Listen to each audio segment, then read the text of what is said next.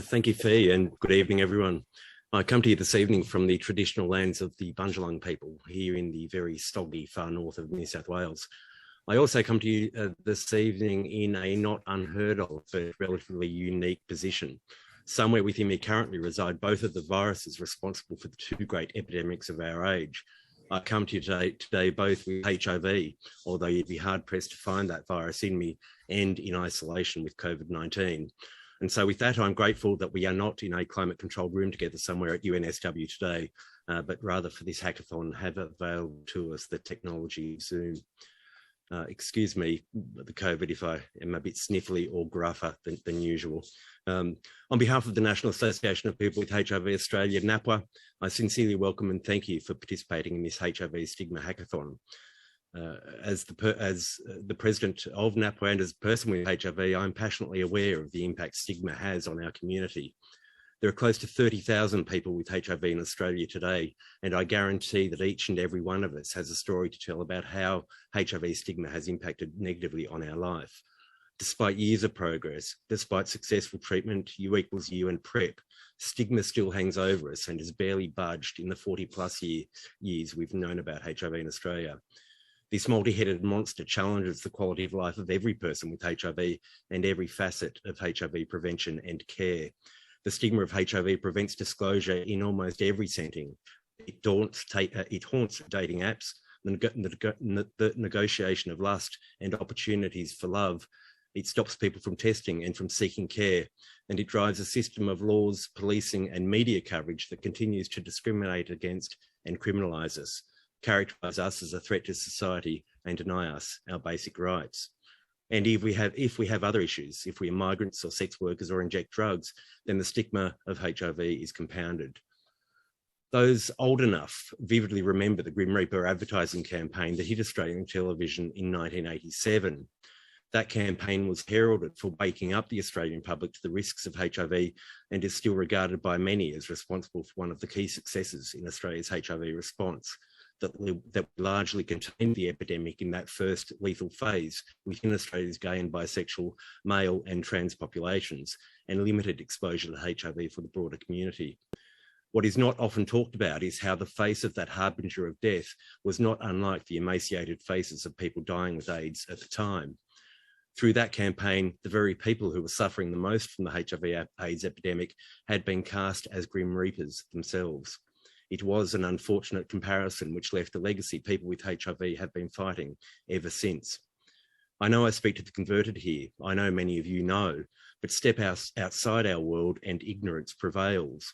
We're 40 years on, 40+ years have passed, and yet in Australia today, people with HIV still report experiences of HIV stigma and discrimination, particularly in healthcare, dental, aged and disability care settings.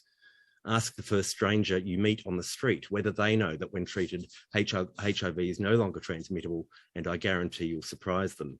In fact, rather than any old stranger on the street, the next time you're near whatever hospital serves your community, take a random poll of the nurses and medical specialists you come across. Ask a few nurses and medical specialists whether they know that when treated, HIV is no longer transmittable, and I guarantee you'll surprise many of them too. Each week, attending the base hospital where I live to receive hemodialysis, which treats me for kidney failure unrelated to my HIV, I'm assigned to a dialysis machine in a single room, in isolation, rather than in a common area with other patients because of a perceived risk that a spill of my blood might infect others. And I'm the president of NAPWHA. I speak up. I do my best to educate every nurse and every specialist I come across, and yet my care is still managed on the basis that I present a real and present danger to those around me. Why is treatment as prevention, or TASP, U=U or undetectable equals untransmissible, the most significant advances in the 40-year history of HIV such a well-kept secret? Why, in my example, despite me explaining the science and the medical experts comprehending it, does the care I receive still reflect an assessment of risk and go well beyond universal precaution? Don't get me wrong, in every other aspect I receive first-class care. The nurses and doctors responsible for my care are dedicated professionals, and that in itself is an important lesson that HIV stigma can correlate with the otherwise highest quality of care. For years, we've encouraged people with HIV to be resilient, to tackle stigma head-on where they can, of course, but to take it on the chin and to move on. for their own sake, to be resilient for the sake of their own emotional well-being and good mental health. But enough is enough. People with HIV can't carry this alone anymore. We need a united front. But if there is a country that can do it, it is Australia. We've already shown that we can accomplish great things. The 1990 targets set by the United Nations have been surpassed. More than 90% of Australians with HIV know they have the virus. More than 90% of us are on effective treatment, and more than 90% of us maintain an undetectable viral load. And we are now incorporating a fourth target, that good quality of life is experienced by all people with HIV. To achieve that, we need to seriously tackle and eliminate HIV-related stigma in healthcare, dental, aged care and disability settings, in the community, in our laws and policies, in policing, in immigration. We need to tackle HIV stigma head on. In June 2021, the Australian Federation of AIDS Organisations released their Agenda 2025, a blueprint for ending HIV transmission in Australia.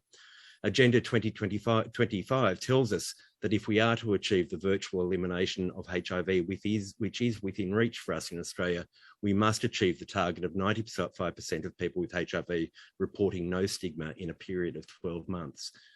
That's 95% of the 30,000 people with HIV in Australia experiencing no stigma in 12 months. To achieve that goal, we're going to need everybody on side. So from today, all day and on every day, I challenge each and every one of you to actively seek out and stamp out the misinformation, the outdated ideas, the ignorance, and the outdated practice you encounter. As we hack into the challenges before us today, think how promulgating the positive face of HIV will assist us to break down the cycle of HIV stigma. Spread the word and the science of HIV today, and encourage your peers, your workmates, your families, and your friends to do the same. To finish, some cautionary words, if I may, as you approach this HIV stigma hack. There are no silver bullets to address HIV-related stigma. HIV stigma has not persisted for more than 40 years because it is easily addressed or understood. The roots and expressions of HIV stigma are complex and not easily understood. Neither are responses to HIV stigma, and neither are the resources abundantly deployable to fight HIV stigma. When acting against HIV stigma and attempting to do good in this space, we must also remember the first rule: do no harm. In attempting to do good in the fight against HIV stigma, we must ensure we do not set back our efforts. We must ensure no unintended outcomes of anti-HIV stigma efforts. I'm sure NAPWHA's good friend Carla Treloar will clarify the types of stigma, their impacts and indicators, talk about research into stigma and effective and efficient responses to it, and give us a clear idea of how really big your task in this hack is. So I'll leave that to Carla.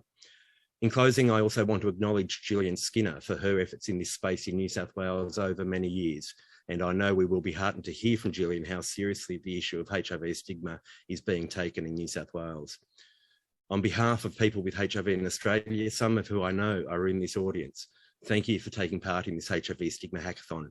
And we're clearly all very excited to see what you come up with. Thank you and good evening.